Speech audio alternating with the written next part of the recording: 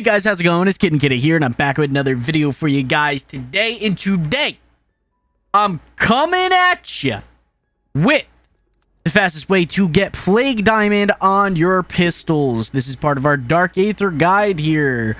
So today we're going to be doing the Magnum, and I'll just run through. I didn't put an optic on it. You want the muzzle to be as much equipment drop rate or vertical recoil. I went with this because the damage range on the suppressor is terrible.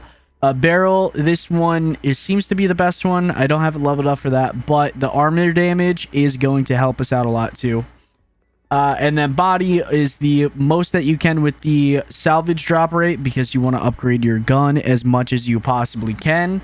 And then I just threw on a handle just for some extra aim down sight speed. It doesn't really matter. I don't know if you really want to go for dual wield because it's going to mess up your headshots. But we'll test it out. I feel like you probably don't want to do that though.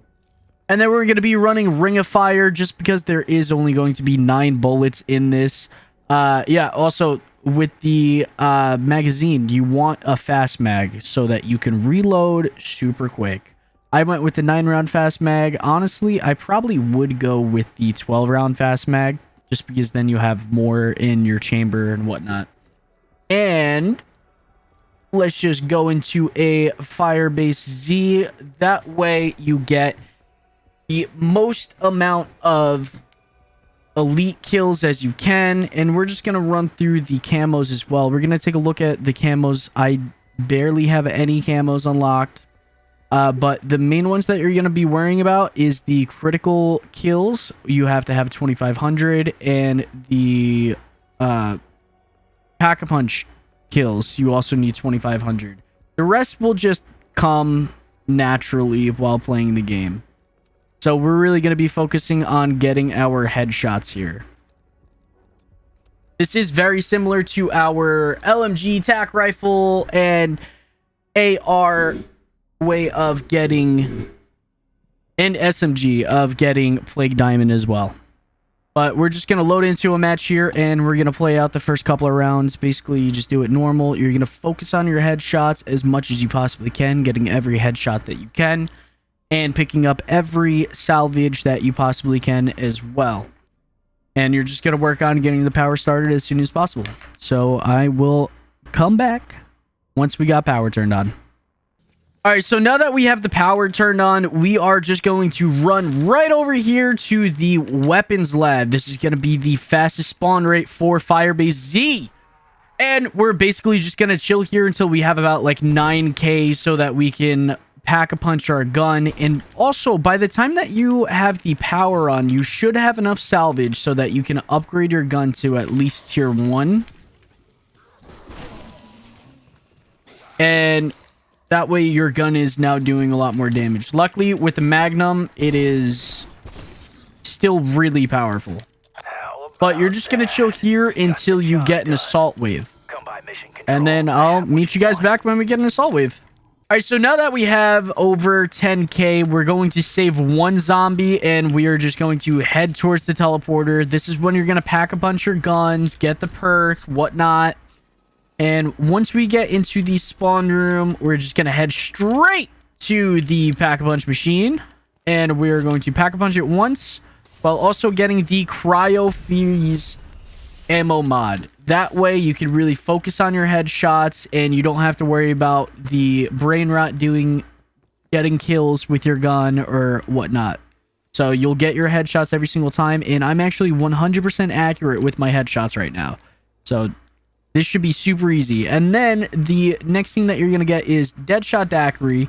If you have enough for a second perk, I would recommend either getting Quick Revive Stamina Up or Speed Cola. I'm going to get Quick Revive.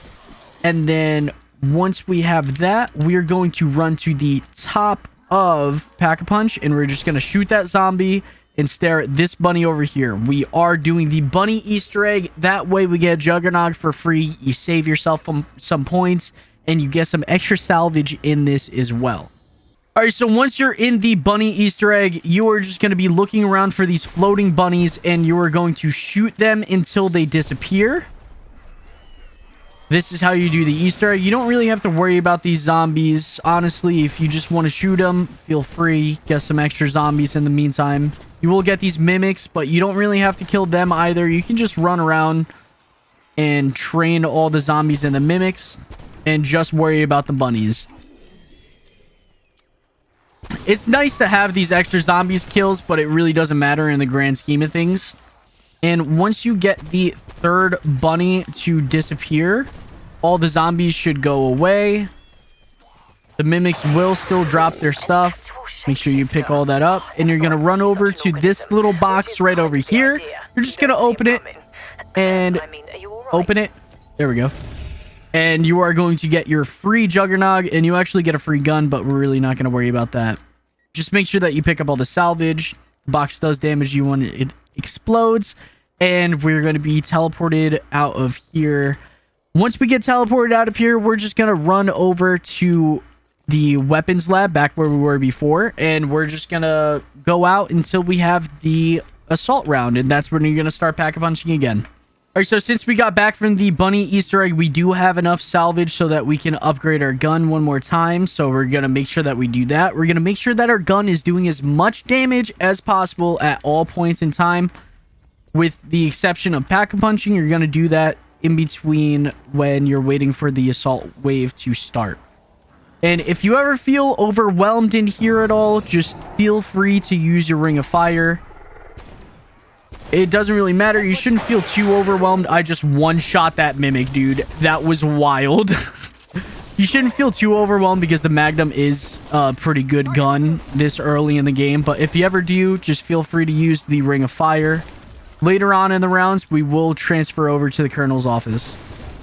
So now that we have the assault wave, we're just going to come back to spawn. And I already Pack-a-Punch, but you're going to Pack-a-Punch tier 2. And you're going to get what other perks that you want.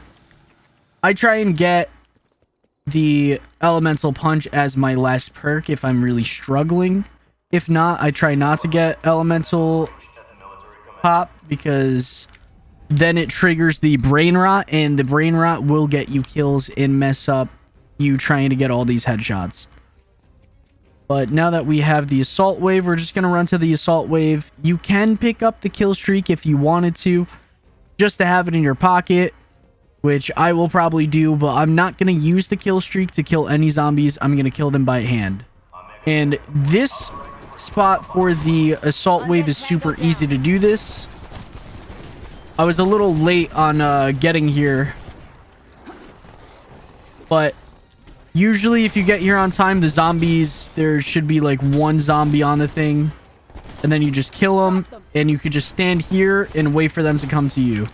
Super easy to get these headshots. See, they're all coming up over here, and we're just going to shoot them as they're coming up. Magnum's still one shot right now, especially since we just Pack-a-Punched it tier 2 and it's round 14. You're brain dead now. And you're just going to do this for the entire assault wave. Just vibe out getting these headshots. Don't have to worry that much. Get the cruise missile in case if you are going to get downed.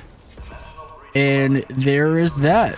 Now, once you are done with the assault wave, you are going to head back to Weapons Lab so that you have the fastest spawns.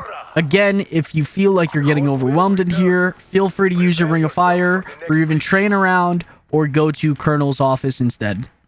All right, so we were getting a little bit too overwhelmed there. Sometimes I would shoot the gun and then the zombie would just jerk its head over. So we're just going to move over to Colonel's office so that we have a little bit of a slower spawn time for the zombies. That way it's a little bit easier for us, and also we have a little bit more line of sight so that we have more time to kill them.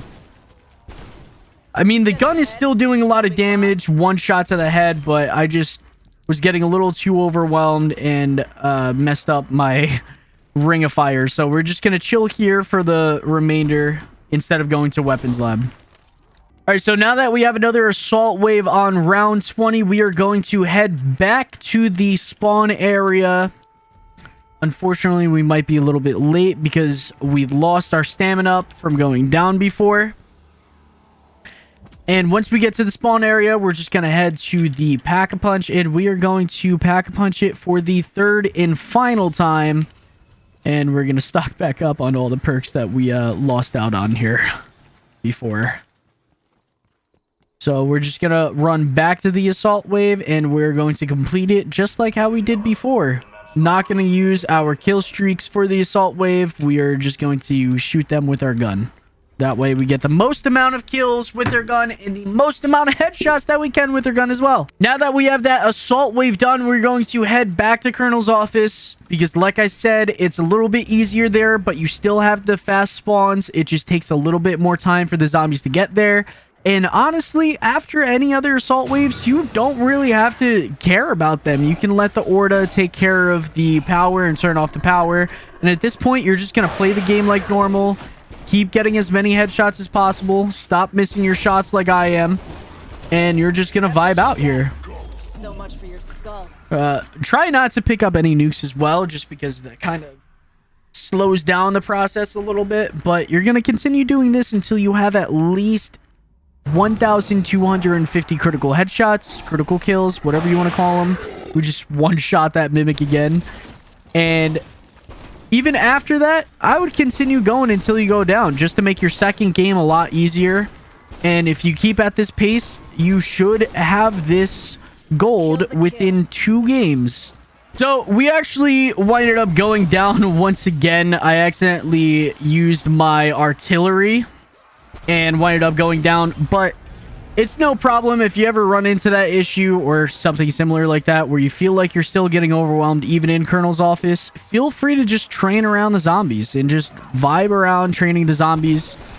Like I always say, when in doubt, train it out, you know?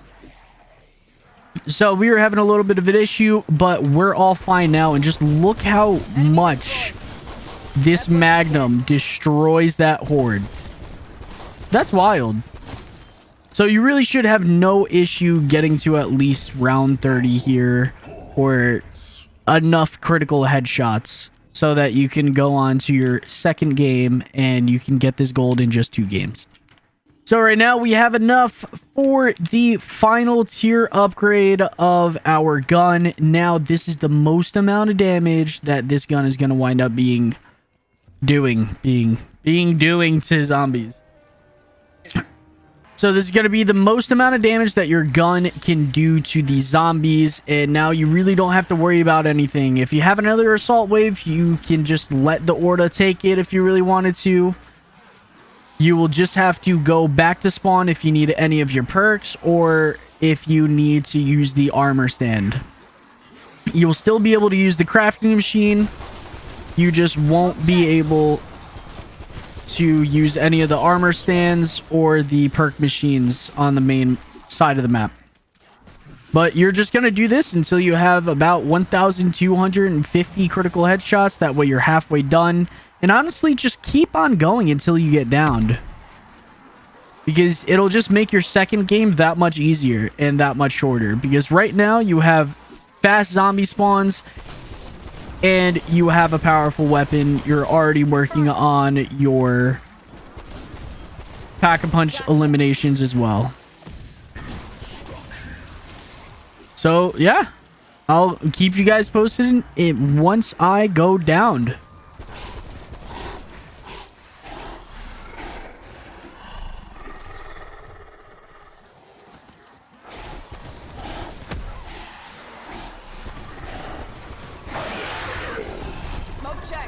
I'm pretty sure that was elite kills that I saw before.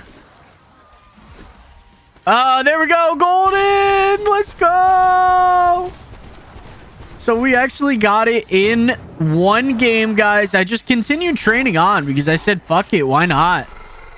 It just kept going until I went down, and we 7 downs, but we're still going strong, and we got it all in 1 game. But obviously, if that doesn't work for you guys after you get the 1,250 critical eliminations, I would just either exfil or keep going until you get down with a reasonable pace and then just start up another game. and you can easily get this done within like an hour and a half or so, and that's for each gun.